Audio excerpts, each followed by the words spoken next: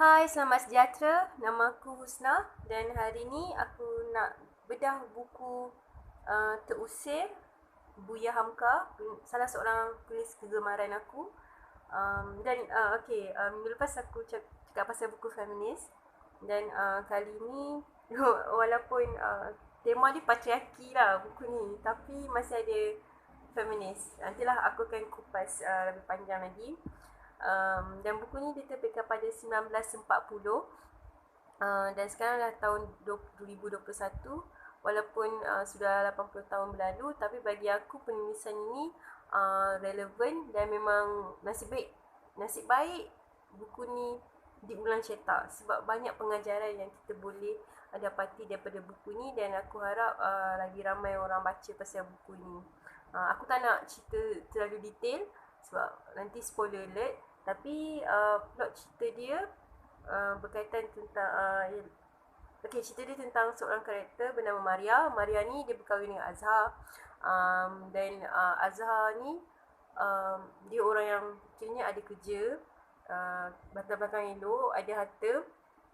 Kemudian perkahwinan mereka sebenarnya tidak digemari oleh keluarga Azhar sendiri, belah keluarga Azhar sendiri, dan mereka telah memfitnah Maria. Korang kena baca sendirilah apakah fitnah itu, dan menyebabkan Maria dihalau keluar daripada rumah tangga dia sendiri dan terpaksa meninggalkan anak dia Sufyan yang masih kecil. So maka apabila dia tak ada tempat bergantung tu, Maria memang selas pinggang, dia keluar dari rumah tu dan dia pergi ke rumah kawan bapa dia.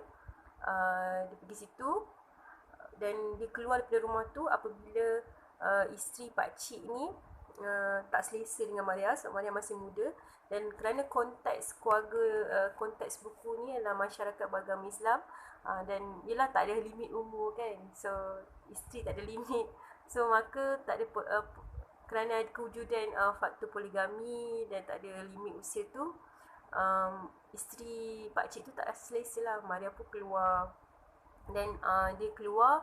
Apabila dia keluar, Maria bekerja di sebuah rumah keluarga Eropah. Dia jadi pembantu rumah, jaga penjaga anak-anak dekat rumah tu. Kemudian apabila keluarga tu terpaksa pulang ke Eropah,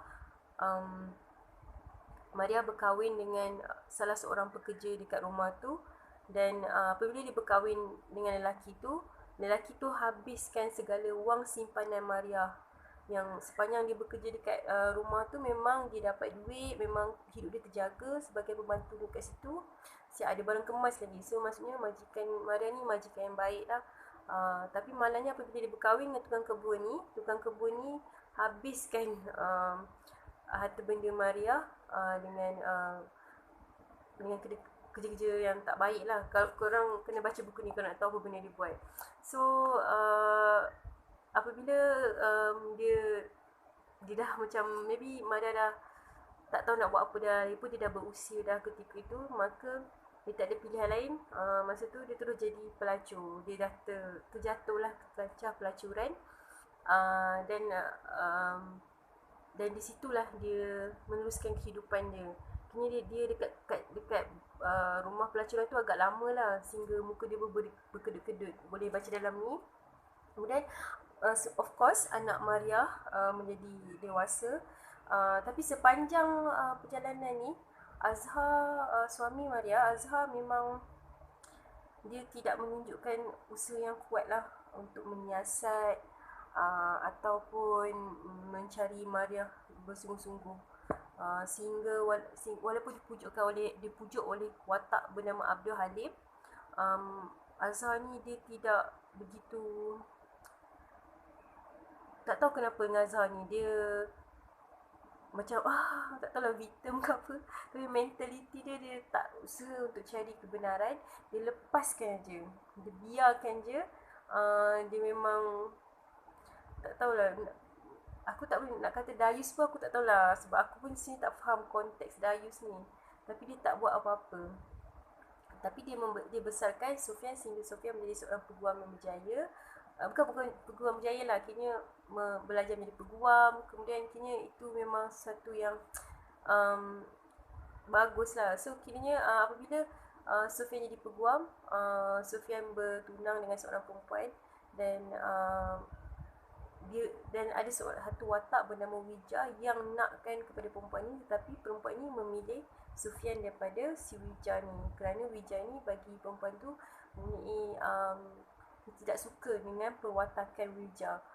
So Wija pun dia merancang untuk berlaku jahat dan dia tengah plan sesuatu. Dan ketika dia merancang tu, dia selalu pergi ke rumah pelacuran, tempat mak si Sufyan ni, tempat Mariah bekerja. Dan Mariah ni dia dapat tahu anak jadi peguam, dia rasa bangga.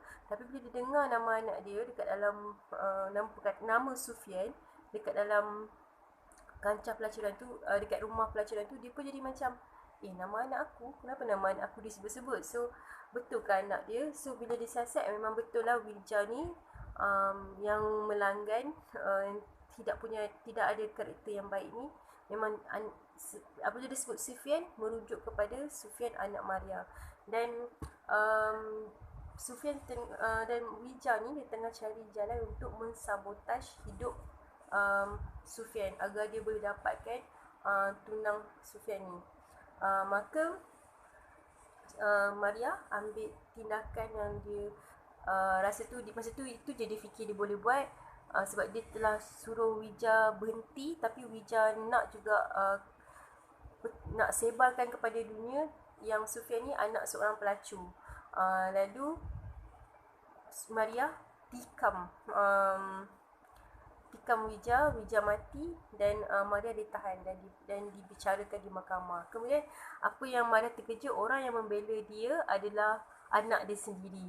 Dan benda ni lah yang buat macam plot twist lah mengejutkan, sebab Maria dia kalau peguam yang membela itu adalah orang lain, tak apa, tapi yang peguam membela itu adalah anak dia sendiri. Dan kalau dia tak boleh nak ceritakan kebenaran pada anak dia, sebab dia nak lindungi anak dia yang sudah jadi seorang peguam, yang telah jadi peguam kan. So reputasi tinggi. Kalau dia cerita dekat kenapa dia bunuh, mestilah benda tu akan jadi semakin rumit. Okay, aku tak nak cerita sampai habis, so kena baca buku ni. Kemudian apabila dah penghujung buku ni, barulah Azhar beritahu rupanya Mariah tu adalah ibu kepada Sufyan. Itu pun dah bila dah dekat hujung cerita, dah muka surat berapa baru dia cakap, itulah ibumu. Okay, aku sebenarnya baca buku ni tahun lepas dan baru ni aku nak bedah. Tapi buku ni memang buat aku berfikir panjang pasal banyak benda. Kerana contohnya buku ni masih dekat kepada struktur rakyat Malaysia lah, kepada struktur masyarakat kita, di mana masih ada wujudnya gender role, peranan berdasarkan jantina, perempuan kena buat ni, perempuan kena buat tu, perempuan kena buat ni. Aku bukan dibesarkan dalam konteks keluarga yang begitu, kerana aku of course lah aku bagi pendidikan, kena kerja semua kan. Dan aku personally bila aku baca buku ni, aku rasa aku bersyukur sebab aku dilahirkan pada zaman moden dan bukan lahir pada tahun 1940-an. Kalau aku lahir pada zaman tu, kemungkinan tak tahulah hidup aku jadi macam mana. Tapi kalau tak ada suami, tak tahulah apa jadi hidup aku. Tapi buku ni menunjukkan macam mana seorang perempuan yang telah yang mengikut dengan akurnya gender role. Dia ikut, dia patuh, dia akur. Tapi kita boleh dapati apabila berlakunya seseorang itu patuh pada struktur yang diletakkan oleh masyarakat, tidak bermaksud akan kehidupannya akan terjamin. Kehidupan Maria yang sudah berkahwin tidak terjamin. Apabila fitnah, dia diusir. Dan kalau kita tengok isteri kepada kawan bapa Maria sendiri rasa tidak selamat dengan Maria kerana dia tahu walaupun sudah berkahwin, nasibnya tidak terjamin langsung. So dan benda tu dipaparkan, dan aku rasa itu relevan sampai sekarang. Perempuan kalau berkahwin tidak terjamin hidup dia. perkahwinan tidak bermaksud apa-apa langsung bagi perempuan. Zaman dulu tidak bermaksud apa-apa, zaman sekarang pun tidak bermaksud apa-apa. Ini kahwin tidak akan tak ada keselamatan lah. Ikut tuang kau lah, dapat orang yang bagus, bagus lah. Kalau dapat orang buruk lah. Tapi kalau dapat bagus, tiba dia fitnah, buruk juga. So, berbagai kemungkinan. Dan kita tengok Maria dia cuba dia pergi bekerja, dia dapat juga kerja. Tapi apabila dia majikan dia terpaksa balik kampung, dia kena cari pekerjaan baru dan sukar mendapatkan pekerjaan baru kerana memang susah nak dapat kerja. Memang tak ramai orang nak menggaji perempuan selain daripada jaga anak, memasak, rumah-rumah, itu je, tak banyak kerja. Dan bagi aku, inilah kenapa aku memang galakkan orang baca buku ni, sebab kita boleh tengok betapa relevannya feminism yang membenarkan perempuan pergi kerja pejabat, jaga kedai makan, buat macam-macam kerja, bahkan kerja sebagai profesional, pensyarah, jadi cikgu dan sebagainya. Kalau aku rasa kalau tak ada feminism, perempuan akan makin lama makin akan jadi jatuh seperti watak Maria ni lah. Kalau sesuatu tak ada sistem sokongan. So aku rasa dunia moden, walaupun perempuan tidak selamat, tapi sekurang-kurangnya dia boleh survive dan tidak jadi seperti Maria lah. Aku tak ada masalah kalau contohlah personally zaman moden ni, kalau ada pekerja seks, itu kerja dia, itu tak ada masalah kalau itu pilihan dia. Tapi dalam kita tengok watak Maria ni, dia tak rela, dia tak nak. Kalau kini dia bukan pekerja seks rela, dia bukan dia lain konteks dia. So Maria tak nak jadi pekerja seks tapi dia terpaksa. Dan kalau kat dunia moden ni, kalau orang nak jadi pekerja seks, itu memang dia nak kerja dia. Lelaki pun ada pekerja seks walaupun tidak diakui dalam konteks masyarakat Malaysia. So dalam buku ni kita boleh tengok Maria ni dia at the end, perkhidmatan ataupun kemahiran yang dia boleh guna adalah seks. So kena bacalah buku ni, menarik. Dia benda ni boleh kita buat berfikir tentang keadaan masyarakat Malaysia, perempuan tanpa sistem sokongan. Dan kemudian perkara lain yang kita boleh bincang dalam buku ni adalah di mana Azhar tidak berbuat apa-apa. Dia tak buat banyak walaupun dia ada kelebihan untuk menyiasat. Dia boleh bertegas kepada keluarga dia apa yang jadi, siapa lelaki ni. Dia boleh jumpa orang yang fitnah isteri dia. Dia boleh siasat, tapi dia tak gunakan kelebihan dia sebagai seorang lelaki untuk bertindak apa-apa. Dan benda ni kini apa yang keengganan Azhar untuk bertindak adalah turning point pada hidup Maria. Kemudian Maria ni dalam buku ni memang banyak jugalah turning point dia, seperti apabila Maria berkahwin lagi, tetap lelaki suami keduanya juga buat juga benda yang dia tak jangka akan terjadi pada dia. So memang lelaki-lelaki dalam hidup Maria ni, selain pada bapak dia, pakcik yang tu, bekas majikan dia, dan anak dia, memang tak ramai yang nak tolong dia. Kemudian kalau kita tengok kawan Azhar, Abdul Halim, memang ada suruh Azhar siasatlah, carilah Maria, tapi tak tahu kenapa ketegak sangat okey, degil sangat si Azhar ni, dan dia tak bertindak. Memang tak tahu lah degil ke apa, immobility, aku tak tahu lah. Tapi itulah, kalau apa guna jadi lelaki. Kalau contohnya, kalau kita tengok dalam konteks masyarakat agama Islam, di termaktub lah, lelaki ni adalah pembela, pemimpin, menjaga, melindungi perempuan. Tetapi kalau diberi segala kelebihan sehingga harta faraid pun kena bagi lebih kepada diorang, dipandang tinggi dalam masyarakat sampai orang tu tak buat apa-apa pun, dia punya reputasi dia masih terjaga. Dia buat jahat pun reputasi tak terjaga. Maksud dia tak berguna lah kalau kelebihan ni tertumpu kepada orang yang tak buat apa-apa. Dah bagi macam-macam tapi tak gunakan kebolehan dia untuk buat apa-apa. Tak berguna. Macam Ya, lelaki tak berguna. Tapi tak adalah, bukan maksud aku lelaki tak berguna, maksudnya watak dia lah. So aku rasa Buya Hamka memang aku agak kagum sebab dia berjaya menulis karya yang sorry karya ni ringkas, nipis je buku dia tapi padat, dan bagi aku dialog dia pun ringkas, tidak berjela-jela dan mudah difahami. Ini tak payah nak baca buku tebal-tebal pun dah boleh faham dah feminism, patriarki. Tapi ni yalah, aku rasa kalau kita baca, macam aku personally bila aku baca, aku bersyukur aku lahir kat dunia moden. Kalau jadi apa-apa kat aku boleh minta bantuan polis, boleh NGO, aku boleh dapatkan bantuan dari NGO. Kemudian kalau aku tak ada keluarga untuk jadi sistem sokongan aku masih boleh bercakap dengan orang lain, kawan-kawan ke atau kenalan baru. Tak kisahlah, tapi diorang dah pasca feminism kan, sekarang ni dah gelombang keempat dah aku rasa pasal feminism. So orang dah lebih sedar lah, walaupun tak semua orang, tapi sekurang-kurangnya dah ada orang sedar pasal feminism dan pentingnya untuk menimbang masculinity dan nilai-nilai kemaskulinan dan feminin dalam masyarakat kita. Kalau dah ada kesedaran tu. So aku bersyukur aku lahir dekat zaman moden, bukan lahir kat zaman dulu. Dan aku tak nak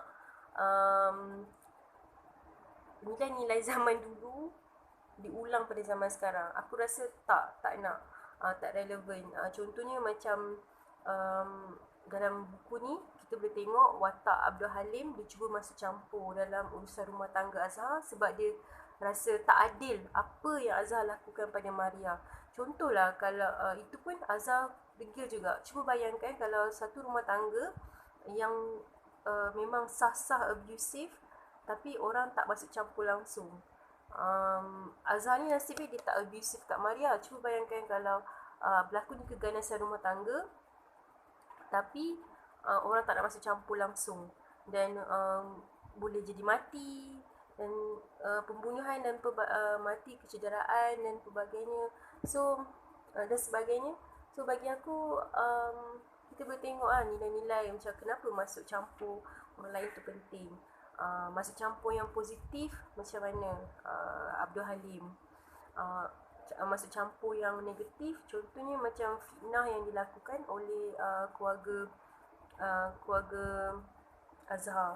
So lagi satu, bila perkahwin tu memang perkahwinan itu bukan hanya dua manusia. Dia perkahwinan tu adalah lelaki tu berkahwin dengan perempuan tu dan masyarakat di belakangnya, dan perempuan tu berkahwin dengan lelaki tu dan masyarakat di belakangnya. So dan benda, tapi itulah perkara yang kita boleh tengok, kita boleh teliti dan analisa dalam buku ni. Buku ni nipis tapi berat sebenarnya. Dia bukan berat daripada sudut dialog, tapi kalau kita teliti betul-betul dia punya nilai-nilai yang dibawa ni ringkas tetapi tak dalam lah. Dia fikir deep punya. Okay, so setakat sini saja buku ini. Ya, memang aku banyak buku pasal feminism. Aku ada je buku yang bukan pasal feminism tapi tebal. Nantilah aku akan bedah buku-buku tu. Maybe aku terpaksa buat bahagian 1, bahagian 2. Okay, setakat itu saja untuk kali ni. Terima kasih. Subscribe dan like ke apa ke. Terima kasih sebab sudi mendengar. Kalau nak aku baca buku apa-apa boleh komen. Buku ni aku dapat daripada The Bibliophile. Aku beli online. Boleh tengok dekat Shopee ataupun Shopee, Instagram. Sebab aku suka banyak buku yang menarik lah dekat sana, dekat Bibliophile. Aku nak cari buku Indonesia, aku cari kat situ. Yes. Dan sekarang ni aku tengah baca buku fiksi lagi, dan selang-seli baca buku Pramodia Anantatur, um, Rumah Kaca. Ya, aku tak ingat dah tajuk apa aku baca sekarang. Tapi nanti aku akan bedah buku tu sebab buku Pram sangat berat. Aku nak bedah, aku jadi nervous. Dan buku tu tebal pula. Memang berat. Patriotik dia, nilai nasionalis kiri dia memang sangat tinggi. Dan memang masa aku baca tu memang banyak benda aku fikir. Uh, tapi aku akan cuba buat perkongsian sikit. Dan aku juga ada Goodread. Ya, boleh cari aku kat Goodread, Husna Nabila. Aku tak ingat dah, Husna Nabila 234 tak silap aku. Boleh kawan kat situ sebab aku memang nak ada komuniti kat situ ataupun kat YouTube. Sebab aku sekarang duduk dekat pulau, dan pulau ni tak ramai sangat orang yang baca macam ni. Dan tak banyak perbincangan pasal karya-karya sastra. Dan aku memang harap kalau ada kat luar sana, ada kawan-kawan ke, so kita boleh berkomuniti di atas talian. Okay, itu saja setakat ini. Terima kasih.